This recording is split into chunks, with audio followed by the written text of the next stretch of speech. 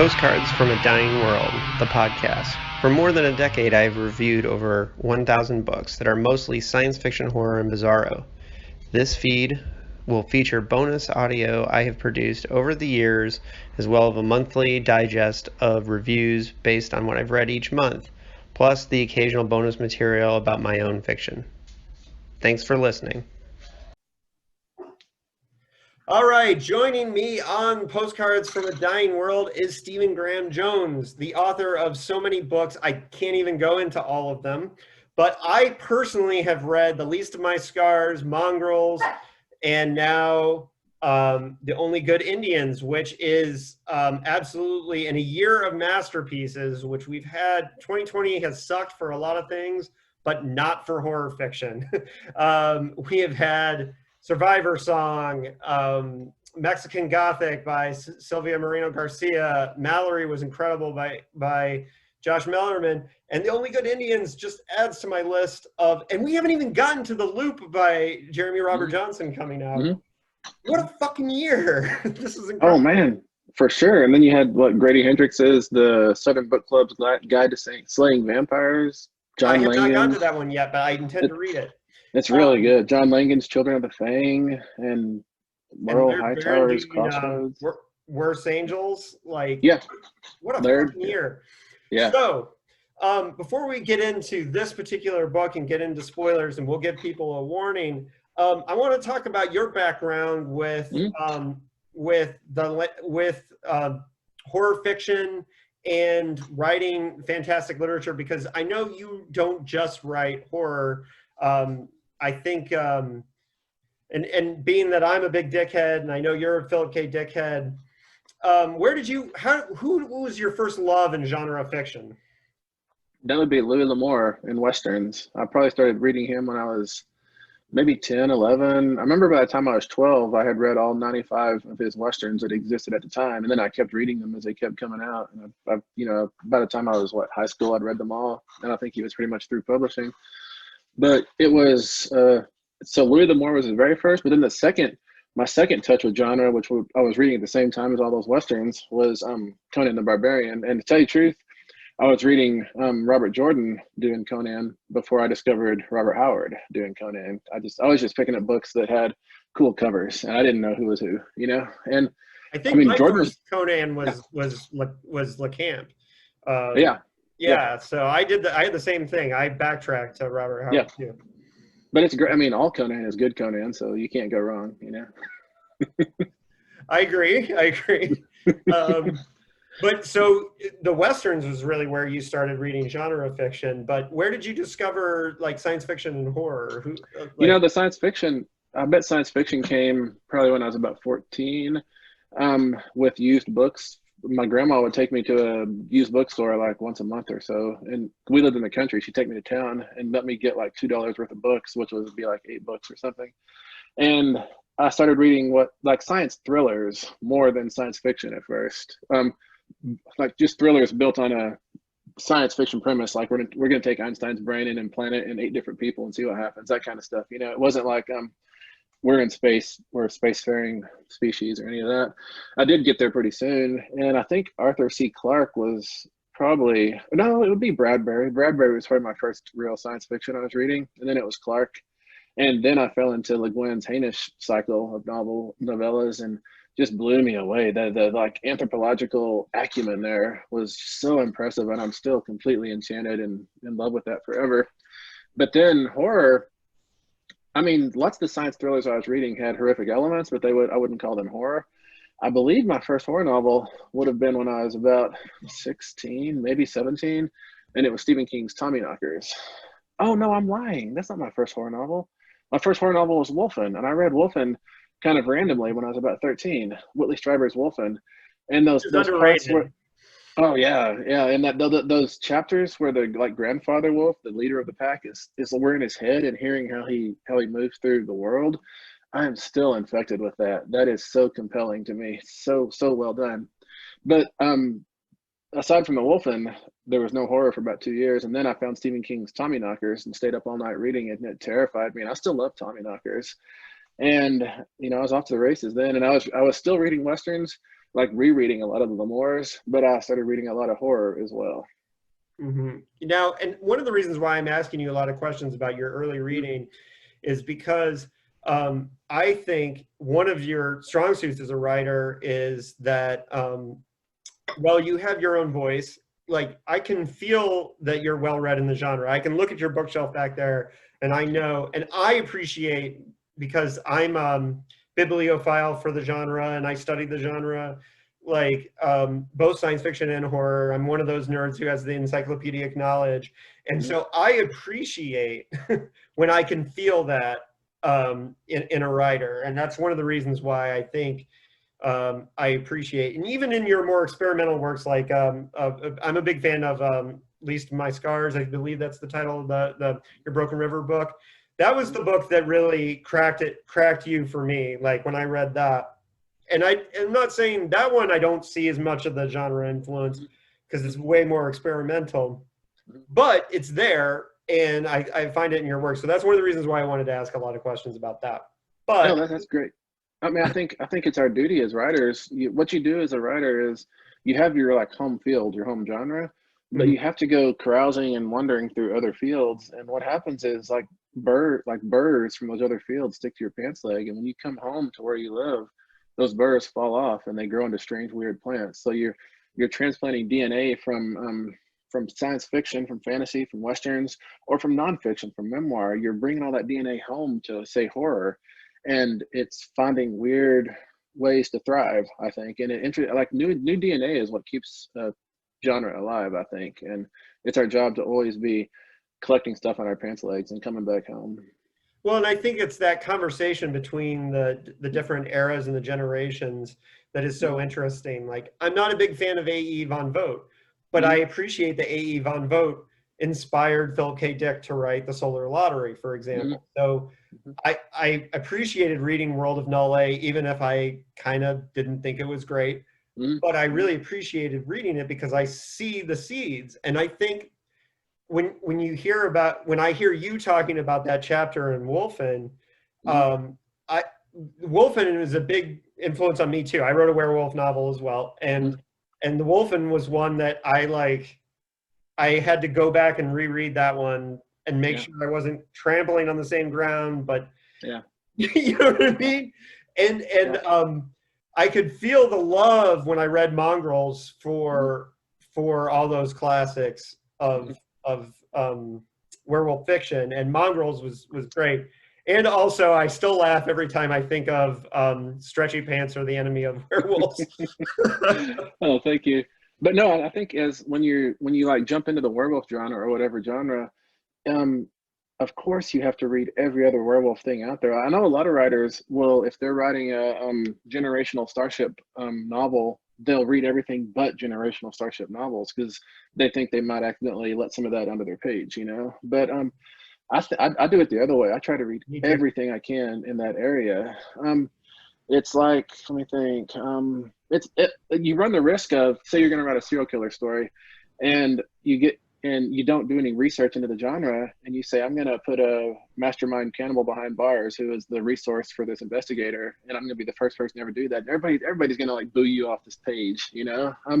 You've got to know you've got to know the ground that's already been well trod, and then it's okay to go over that same ground, but you've got to signal to the reader that you know you're doing that. Right. And for me personally, when I wrote my werewolf novel was, and it's through Deadite, Boot Boys of the Wolf, right? And I did, Nazi skinheads and werewolves. And like, so for me, like, I knew I was going to have an original territory, but there were certain things like, because I was going to have Nazis and werewolves, I had to read Wolf's Hour. I had to go back and check out McCammon's because I wanted to make sure that I wasn't crossing the streams. But also I wanted to pay tribute, and there are little tributes to Wolf's Hour if you're looking closely in there. And Wolfen was one that the last two I read before working, because I had the same philosophy. I feel like I want to pay tribute to those. I want to get into the headspace of those. And so the last two I read before I wrote my vampire novel was Wolfen and Wolf's Hour were the last two I read. Yeah. Going back to it. And but I agree with you. I think you have to try those things, and you have Yeah, to you have to go make sure that you're not, pissing in the same pot. exactly. Yeah, yeah. Or if you are, then do it consciously, you know? Right, exactly. Yeah, yeah, So yeah. let's talk about because Mongrels was I think a big transitional work for you. I think Uh-huh.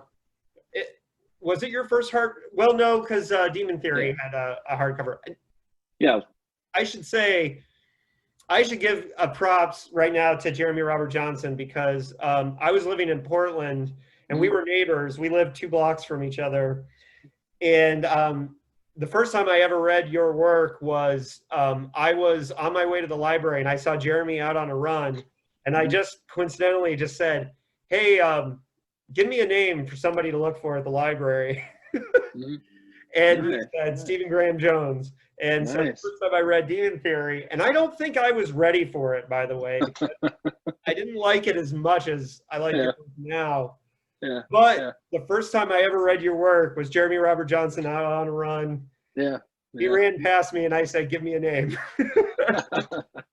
That's cool for him. He was probably in.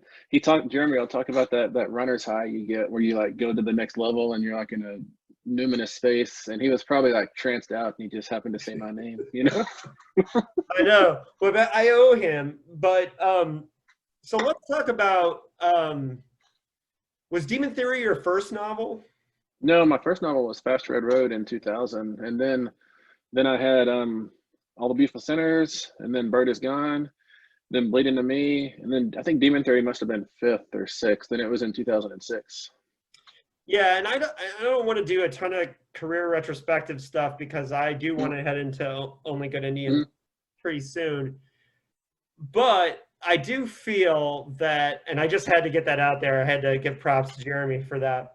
Mhm. Um, and I miss seeing Jeremy out on runs Mhm. because I used to.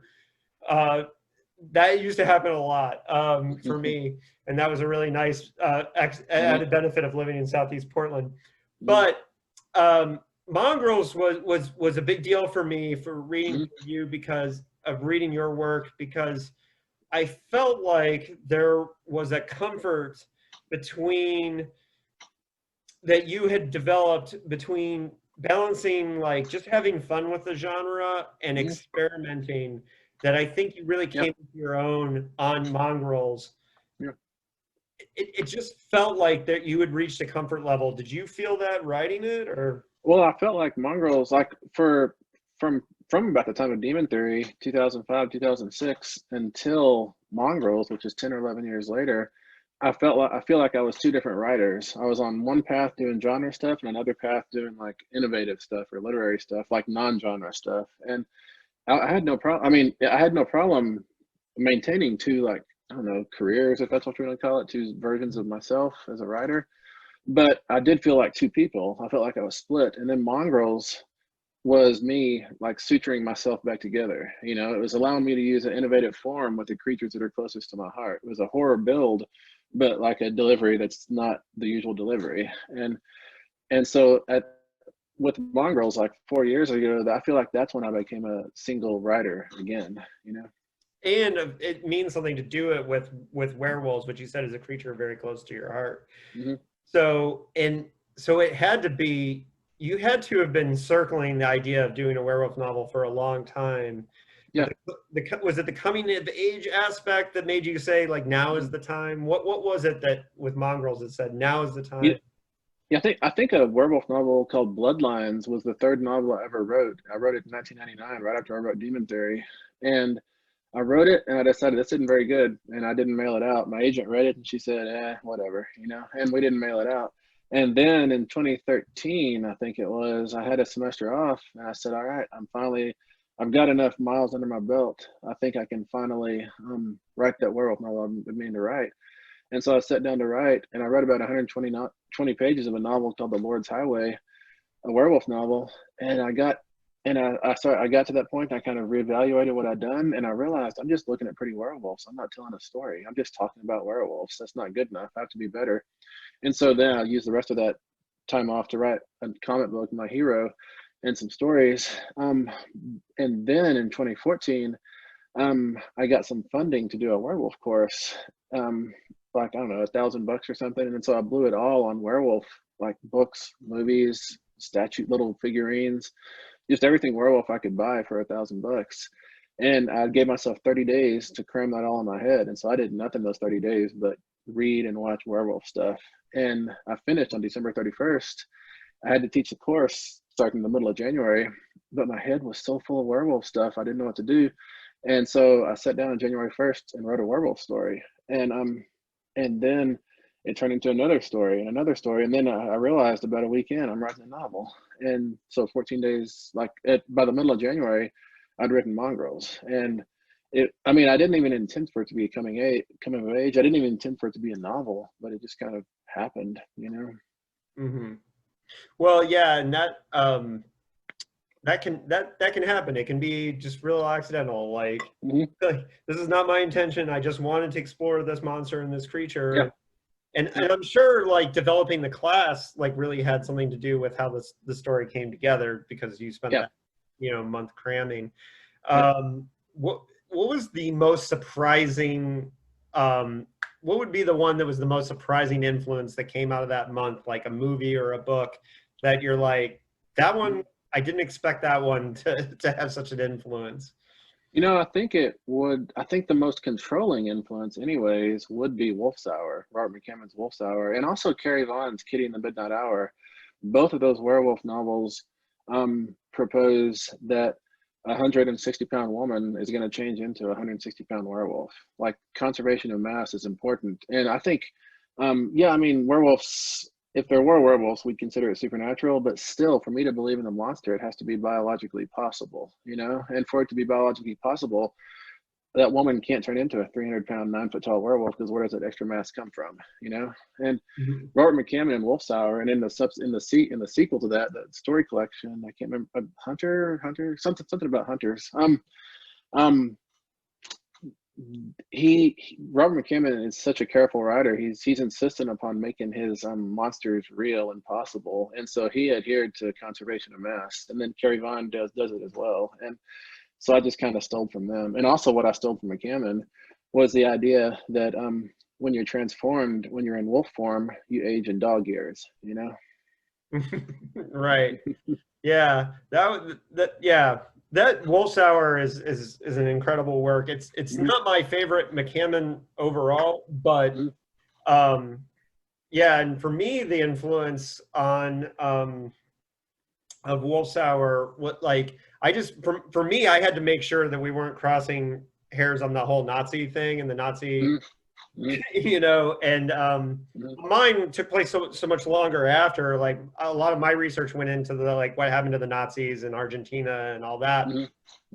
And but when I read Wolf's Hour, it's funny because when I had read it once before just for fun, and when I went back to read it, I just for me, the thing is he was having so much fun with it, but balancing I'm taking this seriously and you should be taking this seriously. So I had a similar thing.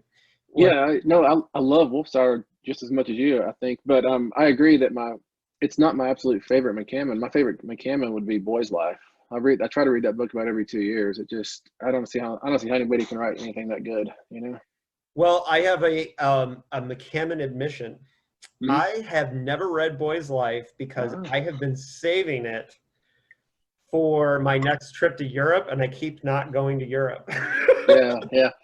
It's a big book. It'll get you through Europe probably. I have a McCammon admission too, and that admission is years ago. This is probably about 15 years ago, maybe even longer. I ended up with Robert McCammon's phone number, and I thought, I'm just going to keep this. I'm never going to call him. Then about 2 months later, 10 o'clock at night, I called him, and of course got voicemail or answer machine back then probably. And I left this long rambling email about how wonderful a writer is, how much he changed me and influenced me and all this stuff, and never heard, I've met him since then, but I never say, I'm that dude on your voicemail, That's funny. Well, and I have read almost every other McCammon. I have never read Boy's Life because I've been saving it. And I have a couple of those books. I'm a huge John Brunner fan, and I saved Staying on Zanzibar until a year and a half ago. Mm. And then I finally just said, I have to read this. I cannot wait. Yeah. And I might have to do that, considering with everything going on with COVID. I might just have to read Boys Live. Yeah. I'm doing the same thing. I'm saving Nabokov.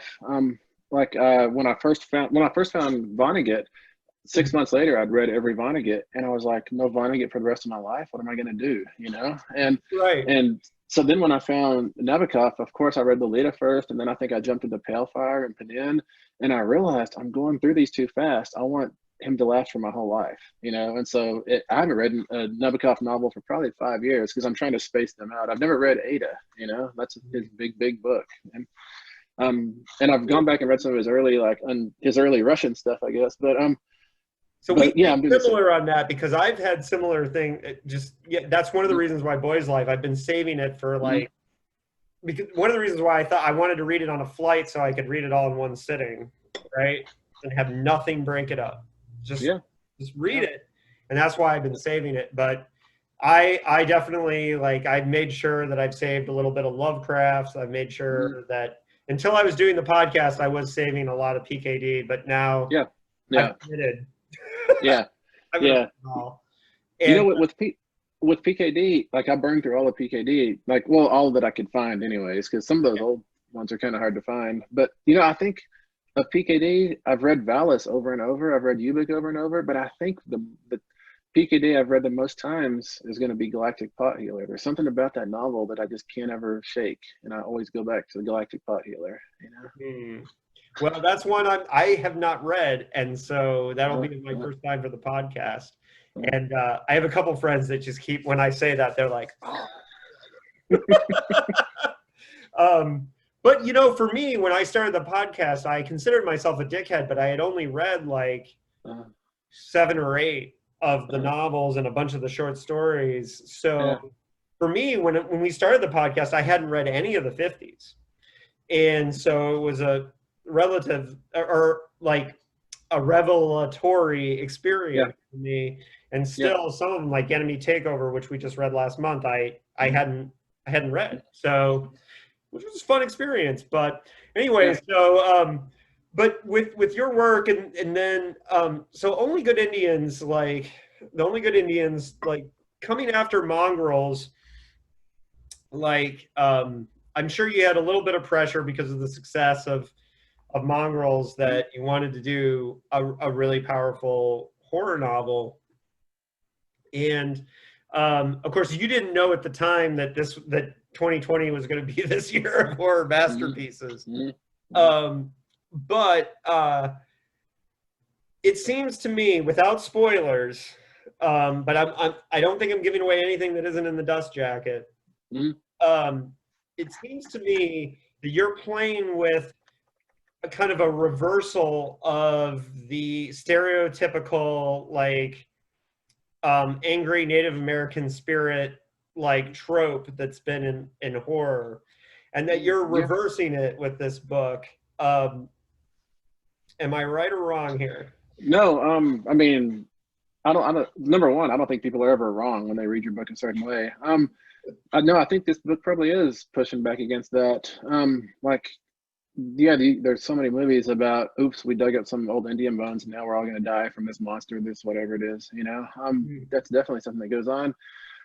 If not that my intentions count for anything, but what I was trying to do with The Only Good Indians was I wanted to write Jason Voorhees into a story, but I can't use Jason Voorhees because he's a trademark character. He's registered, you know, and so I thought I'll just take Jason Voorhees up to the reservation and make him, you know, give him a elkhead and we'll see what happens, you know. That's basically what I was doing. Well, no, your intentions is very important.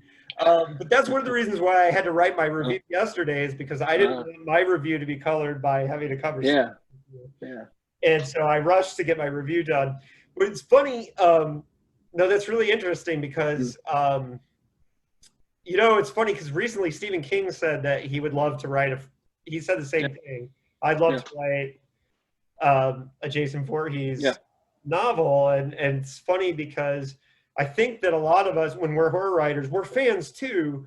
And so, you know, Richard Matheson famously said the reason why he wrote I Am Legend is he was watching a bad Dracula movie and thought to himself, he was fixing it in his head while he was watching. He was like, Yeah. well, what if there was a whole planet of them? You know? Yeah. And that's what you do as a writer. You know? It totally is. You know, recently I got offered to write some Michael Myers stuff, and I couldn't fit it into the rest of the stuff I've got committed to, and so I had to pass on that, which breaks my heart because writing Michael Myers would be so fun, you know. Oh wow. Yeah, these chances to do these things, like you know, it is a fun thing for a writer. But Yeah. so the only good Indians, like now, obviously, like you're from Native American heritage and you're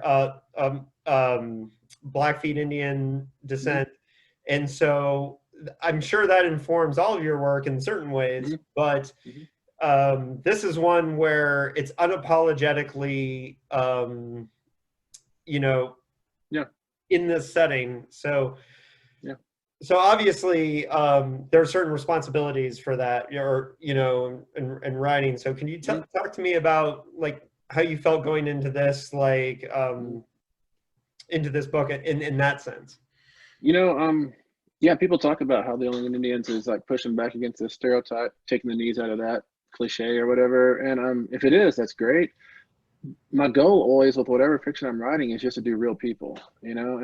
But the trick is getting real people on the page does involve cutting the knees out of this cliche, you know, pushing back against this stereotype, and just being accurate, you know, being accurate and making the person real and engaging. That's what's most important. But to the accuracy does kind of automatically dispel or push away or undercut a lot of the cliches and stereotypes, you know.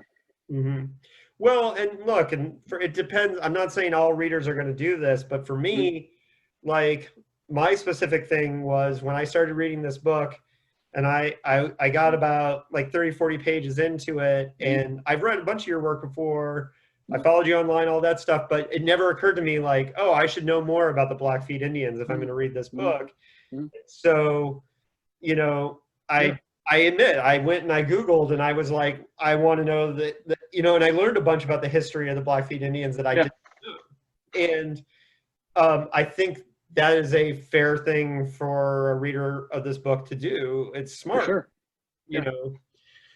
And I think for me that I appreciate that. Or I had the kind of the same experience when I read the summer Sylvia Maria Garcia's Mexican Gothic, is that the state in Mexico where it took place, I was like, well, if I know a little bit more about it, I'm gonna be a better reader of this book, right? Yeah, for sure. And so I think I think just before we get into spoilers, like let's talk about. I compared this book. Now I know you were saying that you wanted to do like kind of a Jason Voorhees kind of like, and there is kind of a slasher like kind of gore thing going on here. But my interpretation of the book was the book that it reminded me of was how trapped you felt in Pet Sematary when you know what's going to happen, you know the direction that things are going, and all these things are happening and you can't get out of it. That is the pitch that I made to people. What's your pitch for your non-spoiler pitch for The Only Good Indians before we start? No, first you're right. I love that feeling in Pet Sematary that you shouldn't bury that thing there because it's going to come back and kill you. I love that the way that we know it and dread it, and we also kind of eagerly anticipate it, you know. That's such a good feeling. My pitch for The Only Good Indians is, I guess, four dudes are out hunting on the Blackfeet Reservation. It's the last day of their hunting season, and on the last day, anything goes. They make a decision they probably wouldn't have made otherwise, commit a trespass, walk away from it. Then 10 years later, a victim has risen from that initial crime and is now seeking justice against them. And there's also a lot of basketball, you know. Which I'm nursing an elbow that I got in the post just last night playing with some friends. So I enjoyed the basketball parts of that. We'll talk about that in spoilers. But one of my dreams one day is to have a pickup basketball game with you and Paul Tremblay and a few of the other writers that love basketball. all. Yeah. Yeah. But hopefully one day.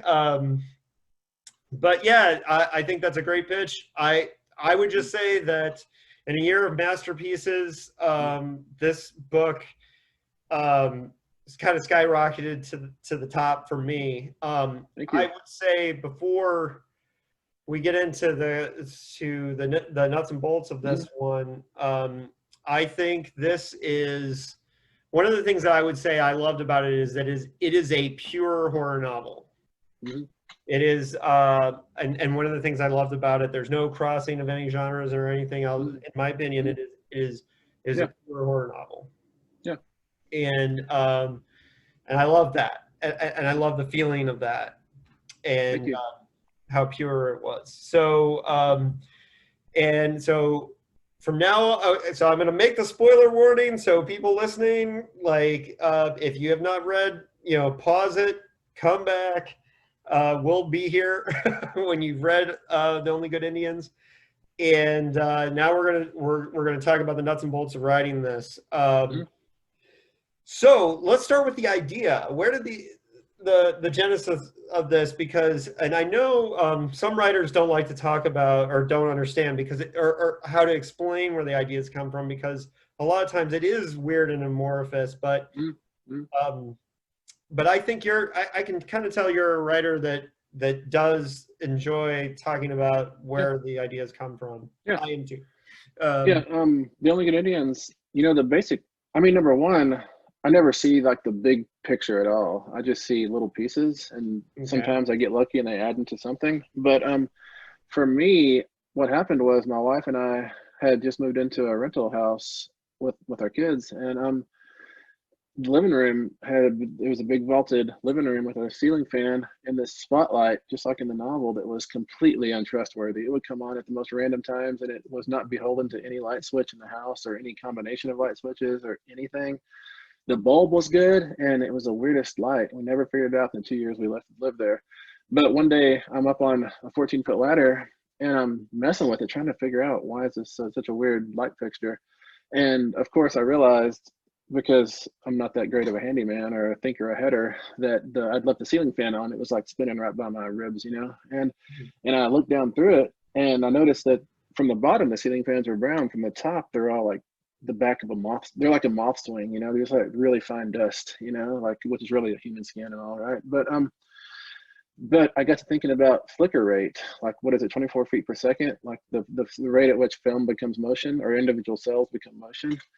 And I thought, I wonder how fast that fan's going. I wonder if it could be boring a hole I could see through into something else. And then I thought, what's the scariest thing I could see through there? And for me, it was a dead elk. I don't know why that was. Well, I think it's because I've always been an elk hunter. Not always. Since I was 12, I've been hunting elk. And so then I sat down and I wrote the first chapter. Well, I thought it was just a scene of the house that ran red with Lewis up on that ladder.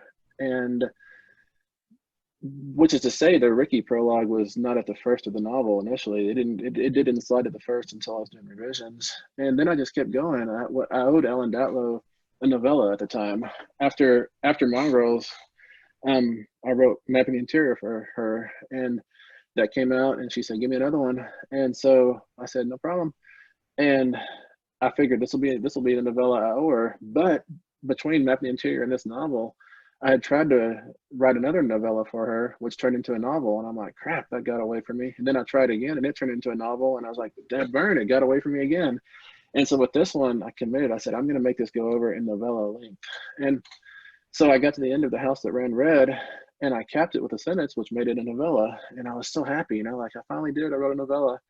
But then, like, what popped in my head was another line, or an alternate line, that could open up into more parts. And so I texted my agent and I said, hey, would you rather me write a novella, or do you want me to write a novel? And she texted back and said, make it a novel. And so I made it a novel, and it just kept opening up and opening up.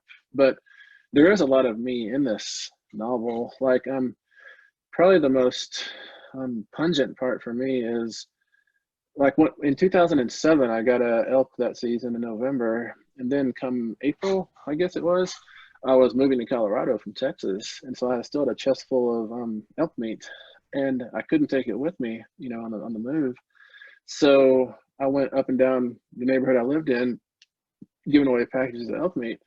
And the trick was, like, every animal I shoot that I take, every animal I take, I promise them that their meat is going to feed my family. That this is terrible, but it's for the ultimate good, And then when I'm giving away that elk meat on my street, like moving to Colorado, driving away from that, I was feeling so guilty. I'm like, I don't know if they're going to eat that elk meat or not. I don't know if my promise is now broken to that elk, And so I've been carrying that guilt around ever since, for like 10 years, I guess. And so that guilt, plus me being up on the ladder, messing with that light in that rental place, that kind of added up into The Only Good Indians for me. Well, and, being that I'm a dickhead, that whole fan part was very obviously was very PKD. Got more influenced by his life and how he would have moments in the same way, with like the Pink Laser Beam and all that. Yeah. And these moments of inspiration that became, for example, the turn of a light off a piece of jewelry that became Valis, And so I'm very interested in how, like, that, the fan kind of inspires this whole book, which is great. And it's interesting because you get into, so there is a clear separation between that, where you can tell where the novella is and the rest of the book. And I do think that the novella part is the strongest part for me of the overall work, in the sense of there's such fun energy to that first part, because Lewis and his life is where you get the that kind of slice of life parts of the novel.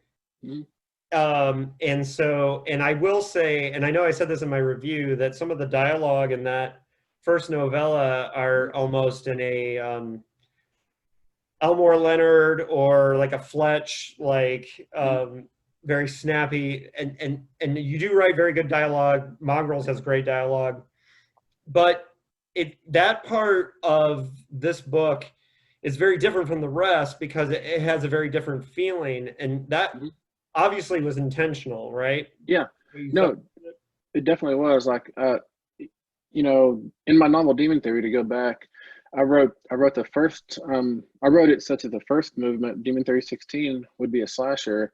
The second one would be a monster story, and the third one would be a haunted house story. And I tried to make that all into, like, under the umbrella of a single novel. And with Only Good Indians, I'm doing the same thing, except for the first movement to me is a haunted house story. The second movement is a slasher, and the third is a monster. For some reason, that's that idea of braiding three different subgenres together into a single horror story is really compelling to me. And to tell you the truth, I would do it every time out if I could get away with it, but I can probably only do it about once a decade, Well, I think I will say this, and I already have one friend who read it that was very challenged by this, which is that he had such a fun ride with the first part that the second two parts didn't work for him as much, because he was like, I need that energy back, right? Yeah. And I told him, maybe it's because I've read your work before, and I was kind of prepared for a total shift, but I knew by the clear separation of how the book was set up that I was looking for tone to change, right? And so I was more prepared for that. I will say that of the three parts, the first part is the one that I technically had the most fun with. Right? Yeah. Well, the first part has the paranoia, and I think paranoia is a really good mechanism for horror to pivot on. The second part doesn't have paranoia. The second part has it has, like, Alfred Hitchcock's definition of suspense. suspense. We've got characters and we've got like a ticking bomb, but the characters don't know about the ticking bomb. We know about the ticking bomb, you know, and Right. so we know she's always at the periphery, you know. Mhm. Right, right. And I'll get back to that, but I still want to focus on the first act for a Yeah. little more too, because I think one of the reasons why the first act is so strong is Lewis as Mm-hmm. a character is very relatable, I Mm-hmm. think, and I think his situation. And you did get to experiment a little bit with this and do things that. And I always say this, like when you watch a Quentin Tarantino movie, because he is so good at doing certain things, he can get away with stuff that other Yeah. writers could never do. Yeah. He I can agree. break the fourth wall. He can talk to the audience. He can do things. Mm-hmm. But if I write a screenplay and try to sell it to Hollywood, they're going to say, no, no, no, you can't do that. Yeah. And I think Stephen Graham Jones gets away with certain things that other writers can't get away with. And for example, Lewis becomes such a relatable character because, for example, he's writing headlines about himself, Mm-hmm. you know, and I joked about it in my review saying Mm-hmm. like, Mm-hmm. you know, awkward white boy writer tries to understand novel Yeah. that takes place at a reservation is Yeah. the headline, you know, Yeah. but Yeah. the way he does the headlines is such an interesting way into his character. Can you talk to me about where that came from? You know, this is the first time I've ever realized this. I think it comes from all of the Onion's like farcical headlines. You know, I love their headlines. Like I don't have to read the article; even the headline is it. That's all the hilarity I need, basically. You know, and I just love those over the top headlines. And I mean, in the novel, in that first part, anyways, Lewis kind of, or I guess I use Lewis's headlines as a way to kind of wedge open an expositional hole and get his own undercutting of himself on the page. You know, if I had to do it directly, him like sitting around and mulling over and thinking I'm not a good enough guy, I should be doing this, not that. I think that'd be kind of mopey, you know. But if I can clothe it in something that's vaguely a comical setup, then I think the reader is gonna accept it better, if that makes sense. And I think that that's an underrated thing that Stephen King experimented with because he would always try to find interesting ways for the Yeah, character to, like, not just the same way of talking to themselves all the time. I mean, he does do that. yeah, Written 9 million books, yeah, yeah, but a lot. But I think Stephen King is underrated for his ability to. yeah. And you know, Stephen King, what one of his strengths is he is able to like make physical our interior landscapes. You know, like you see it really well in Dreamcatcher. Is that what it's called? Dreamcatcher, where you go into somebody's head and it's all a wall of file cabinets and they have to pull stuff out. And you think that's too simple, but he completely makes it work. And he does that 2 or 3 other times in his books, you know, and it makes what would be boring, somebody sitting there trying to remember something, into an active thing we can read along with. And we're getting fed exposition without feeling like we're experiencing an info dump. You know, it's really effective. He has a really good instinct for that. Mm-hmm. Yeah, and I think you're doing a similar thing here with the newspaper headlines, and I think that they really worked for me too because that's something that could technically take somebody out of a book, but what I think where it worked is that it didn't take me out of the book, it took me into Lewis, right? Oh, Because good. I'm seeing that he's obviously a very sarcastic guy, and that I'm seeing the side of him, and it informed character for me, and that's one of the reasons why I appreciated that with him. Wonderful. Well, thank you for being an attentive enough reader to notice that, you know. Well, I appreciate it. And that's why I like to have these spoiler discussions. Like, it was funny because I made Josh Mallerman drill down on one line of dialogue for Mallory. Nice. That it's funny because after we were done, and he and I was like, he was like, I never thought I'd ever talk so much about one line of Yeah, dialogue. yeah, That's what I like to do here. yeah. So now with it's interesting too because and I'm gonna have like a little difference in us as people. Like I'm a 27-year vegan, and so like I'm a little different like I come to this novel a little different. So I, you know, being that you're a hunter and what, so I think uh, Lewis's relationship with his wife was actually very important to me because the fact that and her name being PETA was kind of funny, and she being, you know, and Lewis saying, you know, lines like I could have been a vegetarian if, you know, and situations and all that. But that little bit, I think, not only was it important for me just personally because it gave me a kind of in to like feel like I can kind of relate to this guy, even though he's like from a totally different place from me. It also, I think, was a very important characterization as far as this whole guilt that the characters carry because they, you know, even though they feel that they're ethical hunters, they did this thing as stupid teenagers, and teenagers do stupid things, right? And teenagers like even though like I've been vegan for 27 years, I can't forget the fact that when I was a teenager, I once threw a rock on a frog, and I'll never forget this. Yeah. It's carried through my whole life, is that I remember I'm haunted by the fact that as a teenager, I stomped this frog with a rock, just thinking I was being punk rock and different.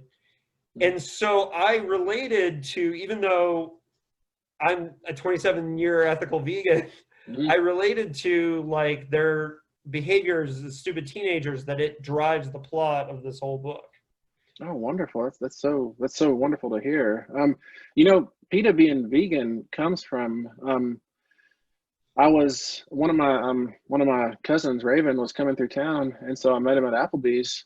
And at the time, I was like 10 months into being vegetarian, and I'm not vegetarian now, and I'd never had been before. And really, I thought it was just my excuse to live on French fries. So I was not a good vegetarian, and I don't like butter, and I don't like garlic, and I don't like onions. So there was like nothing I could eat, you know. But anyways, we both went to Applebee's, and we're talking while we're looking at the menu, and he says he's been trying to be vegetarian for a few months, but he says I'm having to do it in secret because on the reservation, you will endure no end of teasing if you try to be vegetarian.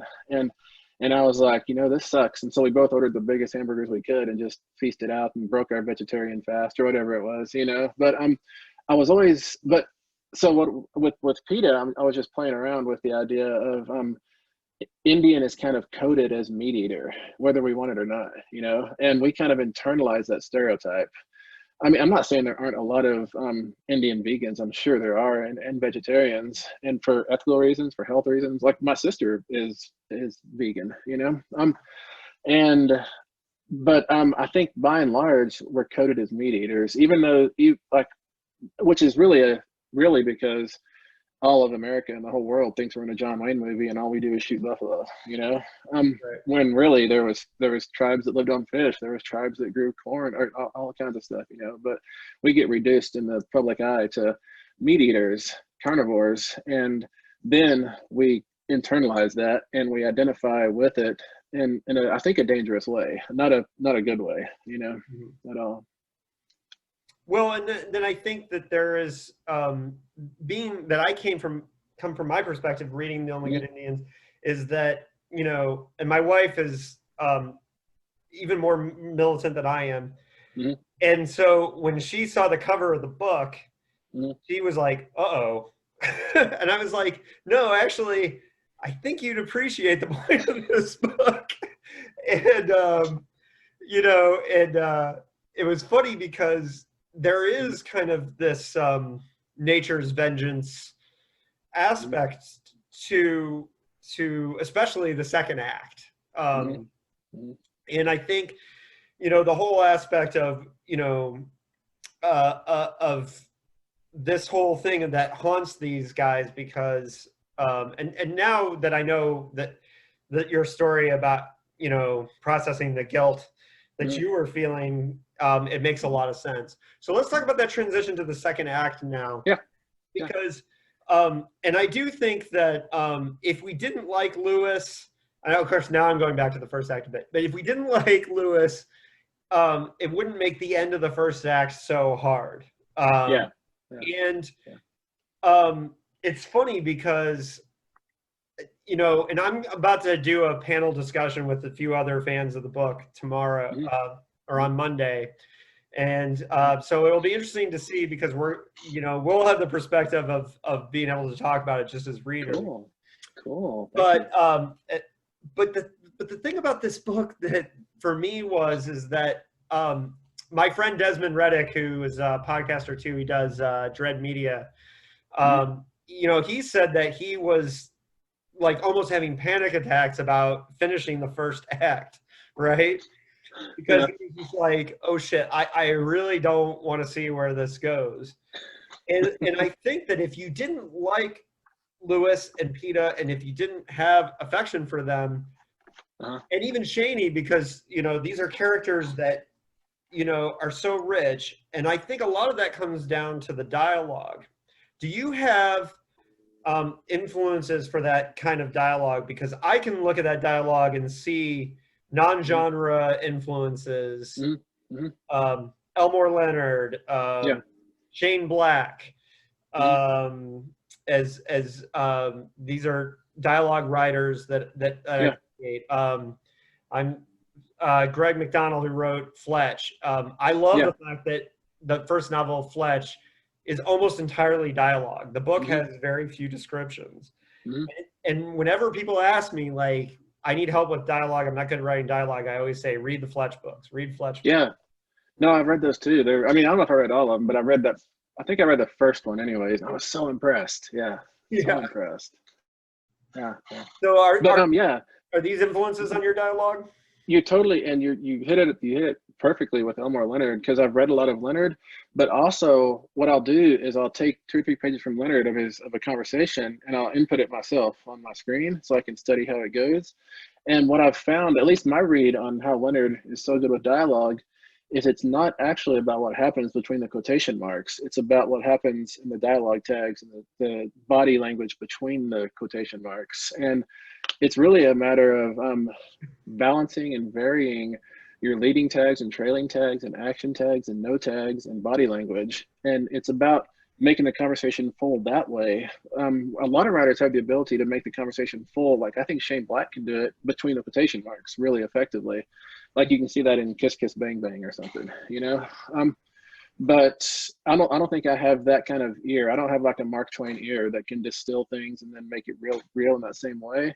But I can balance and juggle and vary the different kinds of tags and the different things going on in the non-dialogue portions of the conversation. To me, that's the key to making compelling interactions between characters. And aside from the fact that every interchange is a negotiation, it's a power play on one way or another. Somebody's hiding something, somebody wants something like that, you know? Well, and look, it's funny because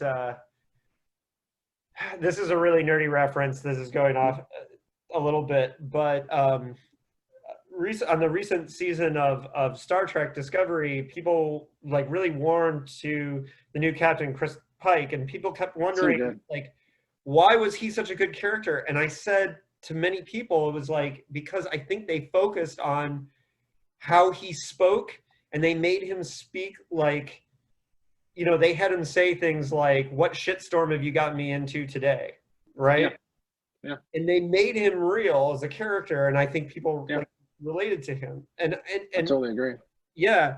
And but I think what also Elmore Leonard does, and you said between the quotation marks, and I think this is one of the reasons why people compare Shane Black and they compare Elmore Leonard, and it's like, yes, Quentin Tarantino is very good at dialogue, but I would put Shane Black up over him any day. Yeah. Not just, well, and especially Kiss Kiss Bang Bang, and especially The Nice Guys. And one of the things that, and I'm not a big Marvel movie guy. I watched the MCU movies, but I recently rewatched Iron Man 3 just because I wanted a Shane Black movie. Yeah. And people forget that in that movie, you're getting Shane Black dialogue, right? And one of my favorite actors is Guy Pearce. And I think that Guy Pearce and Shane Black right there, I wish they would make a movie together, just them, Yeah. right? Yeah. Because there was a couple lines where I was thinking that he had lines of dialogue where Guy Pearce I could close my eyes and I could just hear what he was saying. And within the quotation marks, so much about, even if I hadn't seen the first scene where Iron Man or, Tony Stark screwed the guy over, I would know that he fucking hated that guy. That he hated him. I could feel it. Yeah. And it's between the quotation marks, right? Yeah. And so what I like, and going back to your own work, is that within Mongrels, within Only Good Indians, I think one of the reasons why the dialogue is so good is, especially in the Only Good Indians, the scene where he goes back to the post office and he's having that whole, there was so much about that post office and everything where they worked that I understood that you weren't saying, but I understood. I saw the dynamic of those characters on other days. Oh, good. Understood their dynamic. And I knew about their post office. I could have watched a sitcom about their post office. Wonderful. Yeah, you're right though. With every dialogue, like I think a lot of both movies and novels will have the feeling, or it's almost like they're trying to sell you on the idea that this is these characters' first discussion, and so it feels like they're almost meeting each other through dialogue, when really this discussion has the baggage of the last 5 months or 10 years or whatever behind it, informing it. And there's also that old screenwriter axiom, right? That if your characters are having dinner and they're talking about the pork chops and the asparagus, and that's all they mean is pork chops and asparagus, and that scene is a fail. It's got to be subtext. They're talking about their marriage, they're talking about their kids, they're talking about their jobs through the asparagus and the pork chops, and which is just a way of saying the same thing. There's all that baggage behind every quote, every line of dialogue. But yeah, you have to take that into account, that this is not these characters' first time interacting with each other. They've been doing it before, and this whole place, like the post office or whatever, is a big dynamic that's been rolling well before we're getting this slice of it, and so you've got to somehow intimate that dynamic that's been going on the whole time, which is tricky. And the only way that I come close to ever looking into that is I write the scene much bigger than it is, and then I go back and pare away all the stuff that I think doesn't contribute to that final feel, which takes a lot of words. But it's really, it's the way Ernest Hemingway, like people talk about how direct and economical his prose is, and really I think it's just that he either has a good eye or good revision. Like he'll describe a bar to you, but he won't describe the mirror, the bottles, the bartender, the countertop, and everything. He'll describe the way one cigarette is smoldering away in an ashtray, and that will evoke the whole bar. And like our job as a writer is to find that one cigarette in every moment, and such that it stands in for everything else. And the only way I've ever found to do that, besides having if I was lucky to have an Ernest Hemingway eye, that'd be great. But I think the only way I can do it is I write a lot of details, and then I go back and cull out the ones that aren't that cigarette, Well, there's a balance. I took a class at StokerCon one year from David Morrell, who wrote Blood, and he used to talk about how when you start a scene, the way he does it is that he imagines the room and he tries to get all like the sounds and the things and whatever, but remember, you don't have to use all that. You just have to know. You just have to know. And a couple of years ago, we have a horror film fest we do here, and a couple of us local writers taught a class on writing horror novels for beginners. And I remember I spent a long time, and I got kind of made fun of it for when I was talking about describing the scenes. Like I used a part of one of my books where one of the scenes was, or I just had a tiny line about the neon sign, like that wouldn't stay on. Right. And I said, like, to me, like that puts me in the place, because like these imperfections are some of the things that you're going to find in real life. And I think writers, we tend to notice these things now, because as writers, like, I try to pay attention to those little details because that's what makes it real. And I think that's what you're talking about is, you know, you cull away those things and you find the things that connects people to that. And that's the difference between somebody who, you know, and you know, some writers overwrite and it's fine and that's good. Like if you're into that, but you know, to me, those little details are so much more important, and the things that go in between. And by the way, I do want to circle back to one thing is that I didn't want to make it sound like I was shitting on Quentin Tarantino and not saying that he isn't a great dialogue writer. Because what I think he does that it's really good is that I love that he builds suspense through dialogue, and I think that's great. And I think you do that here in this book a little bit too, because especially, and we'll get to this scene later, but the basketball game between that was very Quentin Tarantino to me in a great way. Cool. But we'll come back to that. So Act 2, we have the Sweat Lodge, which, you know, again, that's playing with like kicking those stereotypes in the balls. But I think that scene, I think that's one of the reasons why I think Act 2 has less of the it's not as fun, because that Sweat Lodge is more like a kind of engulfing and like it creates this like kind of otherworldly thing that's not as identifiable as the first act, right? But intentional. Oh, okay. No, I guess it wasn't intentional to me. Like I know Sweat Lodge is, so a Sweat Lodge is just as real to a house for me. But I think the trick, like Lewis's part, moves over the span of, what is it, 10 days or something? I don't remember. Right. It's over a few days. Whereas Elk-Head Woman arrives at the reservation Friday at noon, and then the novel's over by Friday at midnight, pretty much, or maybe well, it's over the next day, I guess. But Sweat Lodge Massacre is over 8 or 10 hours later, so it moves much more quickly. And those are that's my favorite stuff to write. Like I've got 2 novels, I guess, that are over a single work shift, like 4 or 6 hours, and that's my comfort place to write. I love doing a novel that lasts about an afternoon or an evening. That's far and away my favorite thing to do. Because then I don't have to juggle. Was that Tuesday? Was that Wednesday? Because that is the hardest thing for me to keep up with. Even if I make calendars and keep lists and all, I can't do that. It always falls apart. I always get it wrong, and my editor and copy editor have to come in and tell me that it's wrong. So Sweat Lodge Massacre, for me, that it happens in an afternoon and an evening, it felt like a release. Like, oh, now I'm where I like to be, you know? Well, you know, F. Paul Wilson always likes to make sure the time and everything works. And, I was one of the interviews I did with him, and he's my plotting structure Yoda. I love F. Paul Wilson's structure. And I asked him if he could ever write a book that didn't have like dates and times, and he was like, no.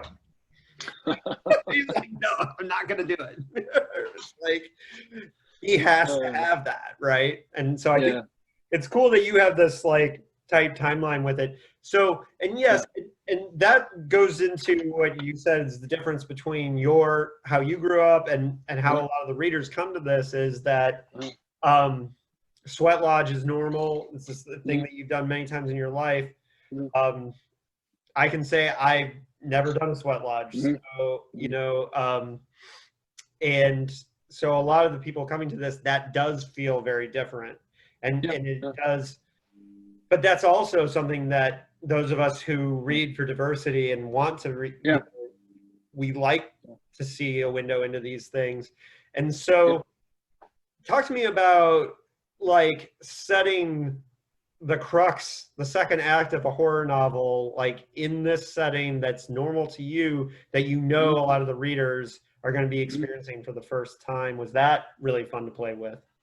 It was fun, but it's also very fraught because I wanted to do whatever I could to resist readers coming for the exotic, you know, because that's a bad transaction to be part of. And that's why I was continually trying to undercut it and make it less what they would expect on a Robert Redford documentary about Indians, you know. And I wanted to like muck it up. I wanted to muck up what they thought it should be, you know. And which is why the drums come through a cop car speaker, a cop PA, you know, and the scoop for the water is nothing sacred. It's a horse feed scoop, you know. So I knew it was, I mean, I knew Sweat Lodge was going to be the, you know, the pivot point or the kind of place you settle in for a while in that second part, of course. But I I didn't want to make it like I was packaging it up to sell, if that makes sense, because I think that would really dirty like my hands and my soul and my guilt and everything, you know. Right. Well, but it also creates, in a very traditional horror way, it creates a situation where everybody's together. Exactly. And sets up the you always have to figure out, if you do a haunted anything story, like why don't they just leave? Why don't they just go? Exactly. Right? Exactly. Yeah. That's Yeah, and these guys they're held in place by their nakedness, basically. The nakedness in the cold, you know, and they can't go anywhere. But you're totally right. Like this is a slasher, and slasher is always, like, Scream is probably the best example of it. They're always tending towards the big party that we know shouldn't happen, that we as audience members know shouldn't happen, or readers. And so for me, the big party in The Only Good Indians is the Sweat Lodge, where you're right, everybody comes together. Mm-hmm. Well, right, and I think yeah, and I think it does play well with like your expected horror tropes and Mhm. and you know, the writer Rudy Rucker used, cyberpunk writer. Yeah. Yeah, I always reference a piece of writing advice I got from Rudy, which is that you should never shy away from playing a power chord well. Nice. He bought a story of mine one time, and I was trading emails with him about it, and I said something about how, well, this is kind of tropey, and that's what he said to me. He's like, don't ever apologize for playing a power chord well. That's wonderful. You know, I got a similar piece of advice. It's from the musical industry, anyways. But I didn't get it directly. I was watching the Tom Petty documentary. I believe that big old long, like 3 or 4 hour thing. And somewhere in there, he says, "Can we get to the chorus faster?" And that's always what I try to do. That's what I look for in what I read or watch, and that's what I try to do on the page as well. I try to get to the chorus as fast as I can, the way I decode that is get to the fun stuff as quickly as possible, which is why now The Only Good Indians opens with Ricky Boss Ribs outside that bar, you know, because you've got to have the fun stuff early on. Like for me, the thing that keeps me from watching a lot of horror movies that I would otherwise watch is I'll look up the description and it'll say a slow burn smoldering story, and I'm like, yeah, I'm out. I'm not even gonna read the rest of this description, because slow burn is not what I sign up for. I want ready or not, you know. I want the fun stuff fast. I want Tragedy Girls. I want Cabin in the Woods. I want it hitting the ground running and I can barely keep up. That's what I like the best, you know. Well, I can appreciate that. I personally am a slow burn fan when I'm in the mood for it. Yeah. And I think that there's benefits to some of those things. And I think certain things, like I get in constant fights with we have a podcast here that's local called Who Goes There. That's a horror movie podcast. And actually, he's one of the hosts of that is the guy that I argued about Only Good Indians with him. He was the one that said that he loved the first act and had a hard time with the rest of it. But he's a guy who constantly argues with me about whether something is actually a horror movie or not. And I've actually threatened that we should do a podcast where we just argue whether something is horror or not. Because, and I had this argument with my old editor at Deadite, Jeff Burke, who's the same way. Jeff. He wants to narrow horror all the time. And I'm always wanting to expand it. And so we got this guy who does this local podcast. He and I got into a huge argument about the movie It Comes at Night. I don't know if you saw that. Yeah, I did. Yeah. And he said it was too slow, and he was so mad there were no monsters. And me too. I was all about the paranoia, right? Yeah. And he was like, he got so mad at me because he was like, "There's no monsters. It never came at night." Yeah, that was. I walked out of the theater saying the same thing, man. See, and he'll be so excited to know that you're on the same page. And he and I get in these arguments all the time about this stuff. And Yeah. it's funny to me. It's funny to me because this particular novel, I could see where someone could say that it's kind of front loaded because in some senses because it gets weirder in the back half, right? Even though there's a lot of action, there's a lot of things that goes on, but it gets weirder as it goes, right? And so I could see where, but anyways, in the second act, then the third act comes. And does the basketball scene happen in the second or the third act? I think it's the third. Yeah. It's the third. So let's right at the front. Yeah. Because to me that was very Quentin Tarantino influenced. I could be wrong. Cool. No, I mean, I've watched and loved a lot of Tarantino, so who knows? He may be part of what I do. I don't have any idea. I really appreciate, like you're talking about how he does dialogue, and I love like that scene in his Grindhouse movie. Death Proof. Yeah. I love that conversation the women have at the table in Austin, and the camera is just going in and out among them for like 8 minutes or something, like unbroken as near as I can tell. And he manages to make it exciting, and that's the hard part. Like with basketball, like in The Bird Is Gone, a novel I did in 2003, I tried to do a basketball chapter, and it was going to be two men or two announcers, I guess, but they were both men calling a basketball game, and I couldn't make it exciting, so I ended up doing it in some different way. Then in 2007, I built a novel around what I thought was basketball, but I got to the end and the basketball game was not exciting. But I think the trick is, back then I was still playing ball. Right around 2007, I blew my knee, everything out in my knee. I had to have lots of surgery. Then I ruptured my Achilles twice soon thereafter, and I tore my shoulder out.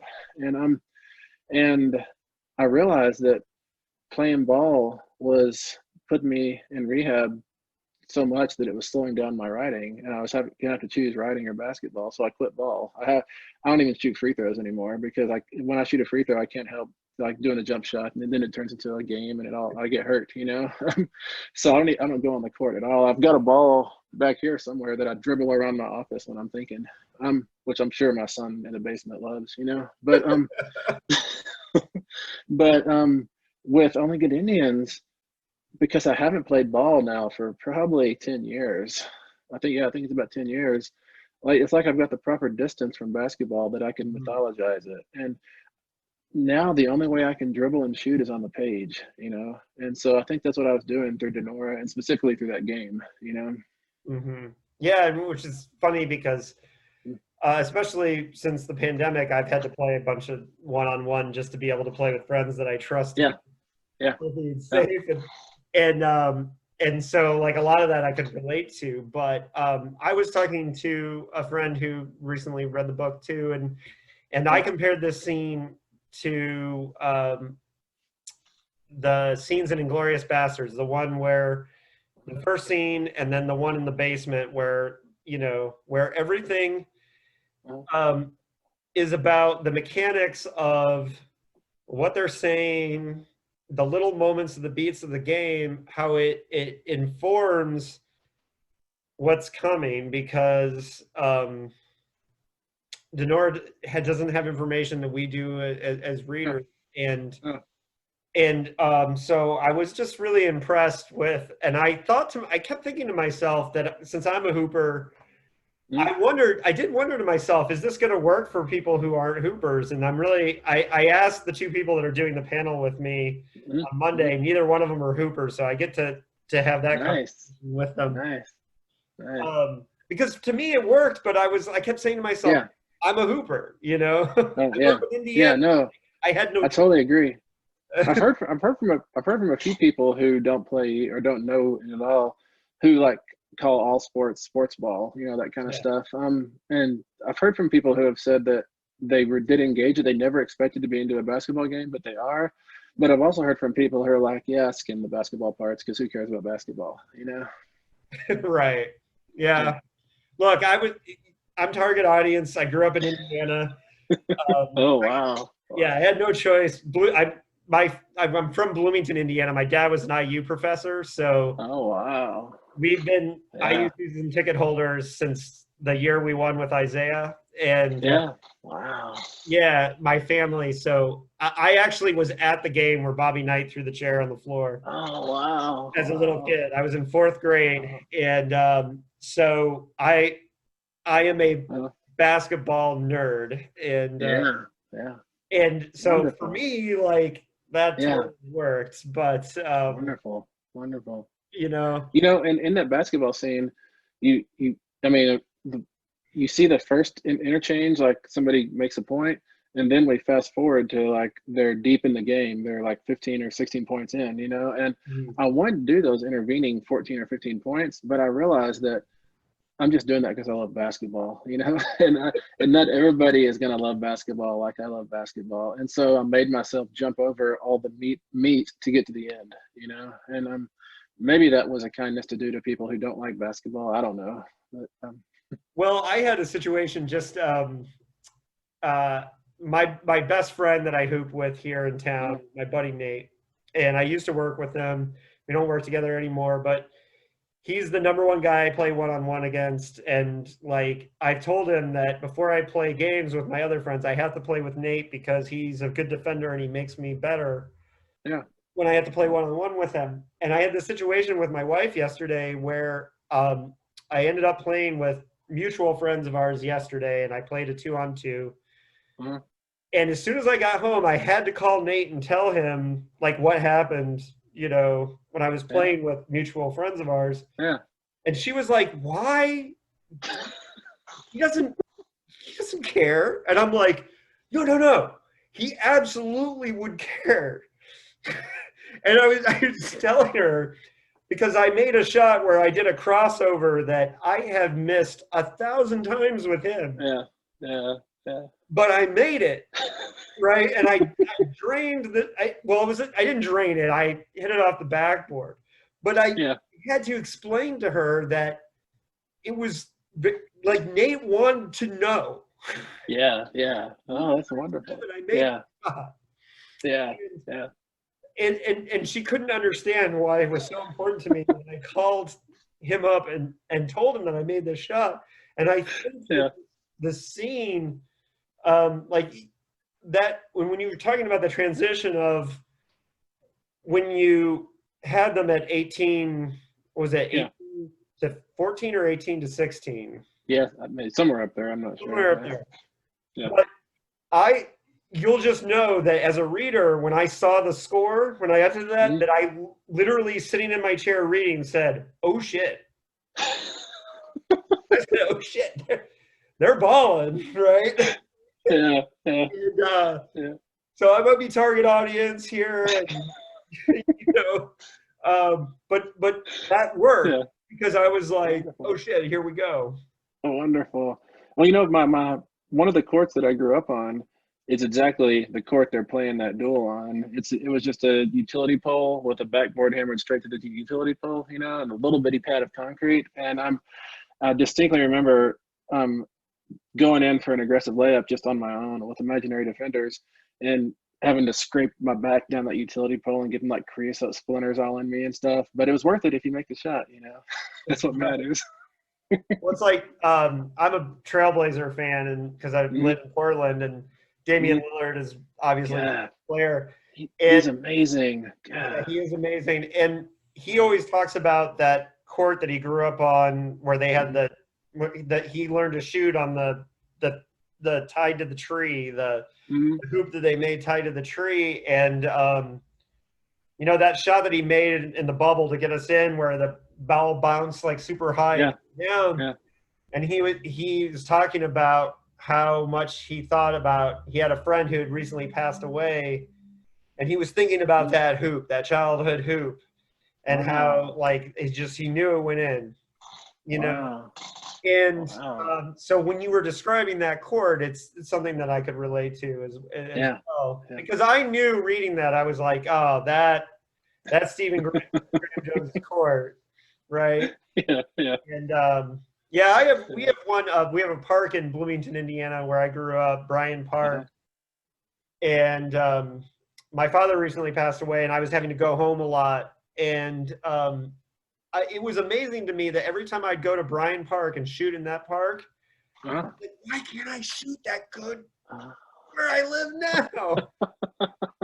Like, I shoot amazing when I'm on that course because it's still there. What is Yeah. that? Anyways, we can hoop talk all day, but so the only good the only good Indians. Let's finish off with how did you, when you got it as a completed novel, 3 acts, and you got it, the editing process, how much did it change from first draft to the final? Immensely. I mean, number one, my original title was Where the Old Ones Go, which I thought was kind of a Lovecraftian title myself. But now it's a chapter title. The biggest way it changed was for the first draft and for almost every draft after that, except for the very last draft. The house that ran red was in second person, which is revealed in the very last line to be dramatic monologue. It's been somebody talking to. It's been Elkhead woman basically talking to Lewis, you know. But when I turned it into the editor, he said, "I see what you're doing here, but it's not working." And I'm, you know, so I'm all heartbroken like you get, you know, and when somebody tells you the truth, and Right. and so I went back into it and tore it down and made it third person, which, as you know, is not as easy as just changing he to you, you know, or you to he. It's a lot more substantive than that, and I discovered a lot of cool things in there while I was doing it. And I guess the big ways it changed was I put in a chapter where Lewis calls Cass and Gabe, you know, because I needed to get their names on the screen before the big flashback thing. And the other big way it changed was when I got into the Sweat Lodge Massacre, I realized that Ricky's chapter, I forget what it was called back then, but Ricky's chapter could go a chapter ahead or it could go a chapter behind, and it didn't matter. It didn't change anything. And I realized where I thought, do I just need to pull this chapter out? If the chapter's not locked in, then it must need to be thrown away. And so I got to thinking about the slasher, how the slasher is built, and how the slasher is structured basically. And I plugged all my like distillations of every movement of Ellington Indians into a slasher scaffolding. And I realized that I was missing one of the key components of a slasher, which is the initial blood sacrifice, where you see 2 counselors killed by a blade and you don't know what's going on. Or like and It Follows, that girl who runs out of the house, and then we fast forward to her on the beach all jumbled up, and you know, everything that I was missing that moment in the story. And so I kind of just took the novel and like tilted it, and that Ricky chapter slid all the way to the front, and it totally satisfied that blood sacrifice convention you had to do in the slasher. Those are the big ways it changed between initial drafts and final drafts. Mm-hmm. Well, let me tell you something about, I'm going to give you one of the best compliments I could ever give you about The Only Good Indians, which is, obviously you can see this is a library book. I got this from the library. When I finished reading this, one of the first things I said to my wife was, well, I have to buy this book. Thank you. Because I'm going to be rereading this and I'm going to be studying this book later. And I know I said this in my review. I don't think this is just a book that's going to be read. I think it's one that's going to be studied and taught, because I think there are layers to it that are working. And of course, now that we've had the conversation and I've seen some of the nuts and bolts, I had the same experience with both my recent interviews with Tremblay and Mallerman about their recent books, where I was like, holy shit, I'm going to have to go back and read it now that I've talked to them. Well, thank you so much. If that's true, that people keep reading it, then they'll come back to you and I talking about it, and that'll be one of their things they focus things through. That'll be fun. Yeah, exactly. And but for me, like, the compliment that I'm really trying to give you, in the sense of that, I definitely know I didn't get everything. This is a book, and all the best books to me are the ones, and my co-hosts on Dickheads give me a hard time about this because I changed my ratings after we talk about. Like when I rate, we always, rate like, you know,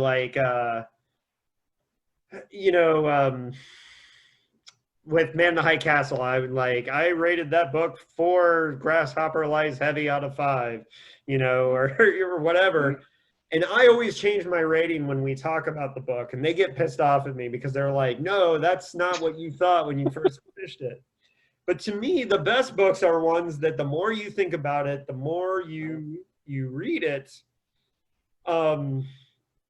you change your views, you think about it. I read a book earlier this year. It's a generation ship called The Unkindness of Ghosts by River Solomon. Yeah. And I did not like that book when I was reading it. Mm-hmm. When I was reading it, I was like, I am not jiving with this book. I cannot handle this. I'm not getting into it. And then I started writing my review about it, and I started thinking about it, and I ended up going back and rereading the last 100 pages because my thinking on it completely changed when I started writing about it. Oh, interesting. And I ended up liking the book and giving it a good review when I admit in the first 100 pages, I almost quit and was like, I am not going, this book is not me. And part of it is that I'm a space nerd, and made no attempt to make, non-binary. Yeah. They made no attempt to write the book in a, with any kind of realistic space anything. And I got annoyed with it and got mad with it. And when I let that go, and when I thought about the book later, I enjoyed it. Wonderful. Wonderful. The Only Good Indians is a book that I really loved the first act. I was totally feeling it. The second act, I was like, yeah, I'm not loving this like I was. And then there were moments in it where I was like, oh yeah, I'm getting this. And then I was turning back pages and I was rereading sections. And I like books that make me think later. How do you feel about the difference between a book that the first time you read a book and later? Are you okay with that? I am. Like I think like somebody told me once, the definition of literary is that which you can return to time and again and unpack it more and more. And I do think we unpack things differently with every experience of it, for sure. At the same time, like say I'm reading Hemingway Hills in the afternoon. That's my story. What the Hills Like White Elephants by Ernest Hemingway. Say I'm reading that for the first time ever with no context, it leaves me dry. But then when somebody tells me these two people are having a discussion about a possible abortion, and I read it through that lens, it has a lot more dynamic. And I do kind of like that story now that I know that. And it's possible if I'd read it back in 42, 30, whenever it came out, that that I would have got those references, And so it's like all these years later, I need a professor to tell me that right there is code for abortion. And I'm like, oh, this opens everything up. And I do like the book more now for that reason. And, lately, with audiobooks, I go back and revisit a whole lot of books that I haven't read for 20 years, and I'm finding that I like them in different ways than I used to. And I notice different things, and they're complete in a way they weren't complete before. And I'm really liking that experience a lot. So I'm all for second, third, fourth, fifth, 20th readings that you have a different read. Like the you who was 22 who read it might have been, oh, well, this isn't very interesting. The person who is 40 who reads it is like, this is the best thing ever. I think that's wonderful. And it doesn't have to be like 18 years intervening. It can be like 2 minutes intervening, because we change all the time. Mm-hmm. Well, and I'm having that experience with doing Dickheads because I know so much about Phil's life now and his process that like reading each of the books now is totally different. Like, for example, my favorite is Three Stigmata, and Three Stigmata is a completely different book if you know the conditions he was writing it in. And it makes it totally different. Even my least favorite of PKD's books, which is hands down The Cosmic Puppets, like we had an amazing time talking about it for the podcast. And even though I gave that book 2 stars, there was a part of me that was like, I really do appreciate that we could talk about it, right? Yeah, for sure. And I think even, you know, and there's things to be learned, and there's nothing wrong with not connecting with a particular book. That doesn't mean not every author or book, like, I don't expect everybody to connect with everything I do, and I don't expect everybody to connect, you know, that happens. Yeah, for sure. Yeah. Yeah, So, I'm just happy when people give my stuff a chance. I'm like, well, thanks for thinking about it for a moment, you know? Whether they like it or not, you know? well, right. And I think, look, it's important for everybody to stay humble about these things, because like everybody, and I think that's one of the things, because I think some writers make the mistake of reading too closely the bad reviews and those things, and there's got to be balance. You got to be able to understand that not everyone's going to get it, and that's okay. And don't read too high, don't read too low. Yeah. But it really, if it, oh no, go on. I'm sorry, I interrupted. But to kind of put a bow on this, because man, I could talk to you all day about the process of this book, because like, God, I loved it. Thank you. This, so you were saying too that, like, because I read into it that it was a reversal. Like, to me, as we talked earlier about Shane Black, Shane Black's one of my favorite writers of any kind of medium. And I love, he says that the fundamentals of storytelling are parallels and reversals. And I come from the school of parallels and reversals. And so one of the things for me, the reasons why this book works for me, is there are parallels and reversals all over the place in this book. And to me, and you said that you didn't really intend for this, but for me, that the whole idea of it, or the thing that I grabbed onto, is that it felt like a reversal of that trope of the angry Indian spirit. So how do you feel about, you know, just because I'm the guy you're talking to, that was my take, the reversal. What are the reversals that you see going on in parallels and reversals in this story? And then close it out. The big reversal for me, or the one that I most consciously built in, was who dies falling off the ladder, which is really a dramatic thing, not a narrative thing. But that to me was, those are the most fun moments in any story I'm telling. It's like a structural trick, really, you know? Like, and my example right now is 310 from Yuma, because I just read it and watched it, or watched both versions.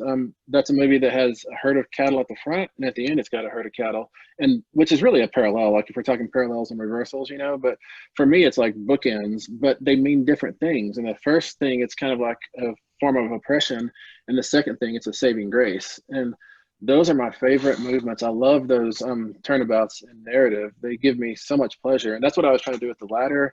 And you know, another example would be when Gabe is not supposed to be hunting anymore. His hunting privileges have been revoked. Denora sees a little hank of black hair flying up from his bed, and she thinks he's hunting again. And it turns out he's being hunted by that thing that's in the bed of his truck. You know, that to me is a sort of a reversal. Those are my favorite things to do. I love that kind of stuff forever and ever, you know, and not everybody picks up on it, which is fine, of course. It means that I probably didn't balance it right for everybody to take in or whatever. And that definitely happens. But if it works for a few people, then I'm happier than I could be, you know? Well, no, I mean, the reversals are, and the parallels are all over the place in this book for me. And that's,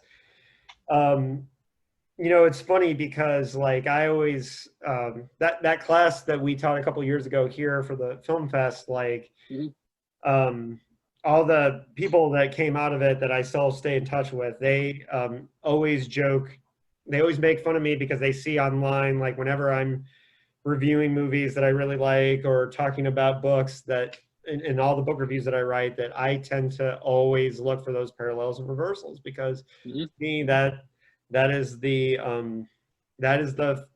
what makes a story drive a story, and that's what works for me personally. And I'll look for those as well. And you know, the two main things I look for in anything I read are sincerity and intentionality.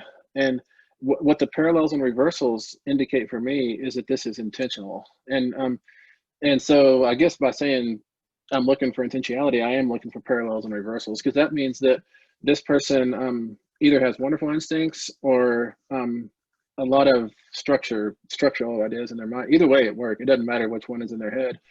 It's on the page is what matters. But yeah, that's what I look for. And you know, talking about Dick, what I get from Philip K. Dick is sincerity. I feel like every time he puts pen to paper, even though he's just dashing something off because he needs a check, this is one of 4 novels he does this year, I feel like once he gets on the page, he's trying to save his own life, you know? And I love that feeling. yeah, and even when he misfires or he's you know writing stories that aren't as great, you can tell that he's sincerely trying to tell the story. He's like Yeah. he wants to you know, and it's funny because sometimes like Zap Gun was totally a check. Zap Gun was totally like and he ended up not writing the idea he originally pitched, but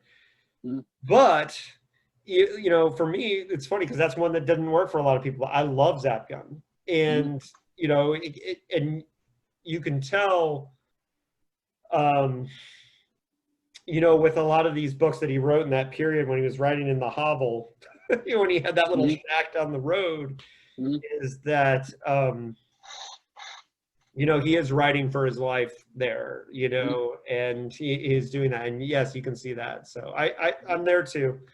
And look, and I think you know, for me, Only Good Indians and Mongrels, I think one of the reasons why I think look, and you've been writing for a long time, you've got a lot of work out there, but I think the reason why these 2 books are really catching on is that there is a feeling of sincerity with the characters that people are connecting to, and on another level. Wonderful.